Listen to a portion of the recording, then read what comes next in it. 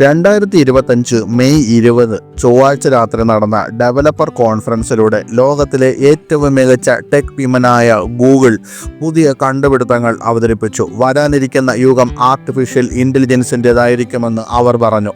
ഗൂഗിളിൻ്റെ എല്ലാ ഉൽപ്പന്നങ്ങളിലും സവിശേഷതകളിലും AI-യുടെ ഒരു നേർക്കാഴ്ച കാണപ്പെട്ടു. ഗൂഗിൾ I/O ഇവൻറ്റിനെ മുന്നോട്ട് നയിച്ച നിരവധി മുഖങ്ങൾ മുഴുവൻ പരിപാടിയിലും പ്രത്യക്ഷപ്പെട്ടു.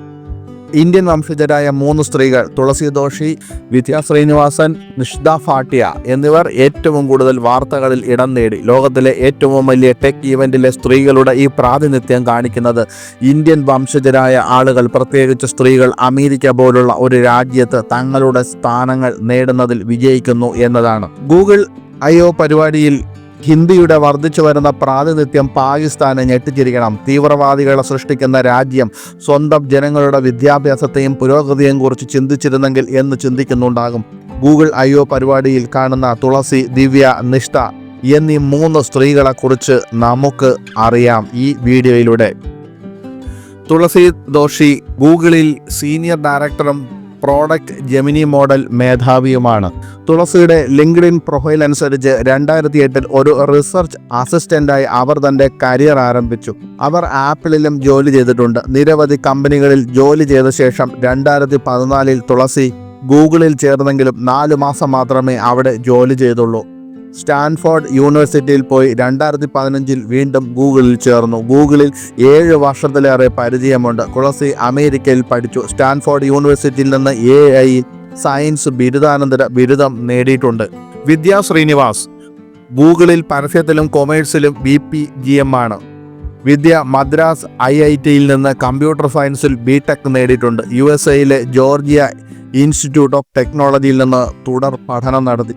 വിദ്യയ്ക്ക് ദീർഘകാല പരിചയമുണ്ട്. 2001 അവർ തൻ്റെ കരിയർ ആരംഭിച്ചു. IBM, ആമസോൺ വെബ് സർവീസ് പോലുള്ള കമ്പനികളിൽ അവർ ജോലി ചെയ്തിട്ടുണ്ട്. 2 കമ്പനികളിലും ഏകദേശം 16 വർഷമായി അവർ സേവനമനുഷ്ഠിച്ചിട്ടുണ്ട്. വിദ്യ 5 വർഷത്തിലേറെയായി ഗൂഗിളിൽ ജോലി ചെയ്യുന്നു. നിഷ്ത ഭാട്ടിയയ്ക്ക് ഗൂഗിളിൽ ഒരു പ്രധാന ഉത്തരവാദിത്വമുണ്ട്. പുതിയ കണ്ടുപിടുത്തങ്ങൾ അവർ കൈകാര്യം ചെയ്യുന്നു. അതിൽ ഗൂഗിൾ ക്ലാസ് വളരെ പ്രധാനമാണ്. ആർട്ടിഫിഷ്യൽ ഇൻ്റലിജൻസുമായി ബന്ധപ്പെട്ട ജോലിയും അവർക്കുണ്ട്. അമേരിക്കയിലാണ് നിഷ്തയും പഠിച്ചത്.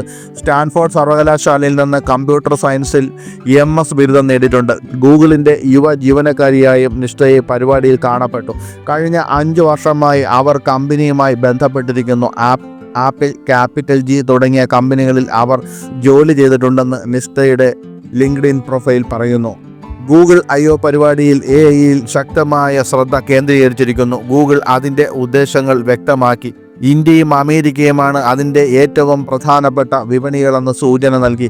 ഹിന്ദി ചർച്ച ചെയ്ത നിരവധി അവസരങ്ങൾ പരിപാടിയിലുണ്ടായിരുന്നു. ഗൂഗിളിൻ്റെ ജെമിനി AI ഹിന്ദിയിലും പേർഷ്യനിലുമുള്ള സംഭാഷണം ഇംഗ്ലീഷിലേക്ക് വിവർത്തനം ചെയ്തു. AI സംഗീതം എങ്ങനെ മെച്ചപ്പെടുത്തുന്നുവെന്ന് വിശദീകരിക്കാൻ പ്രശസ്ത ഇന്ത്യൻ സംഗീതജ്ഞൻ ശങ്കർ മഹാദേവൻ്റെ വീഡിയോയും പ്രദർശിപ്പിച്ചു.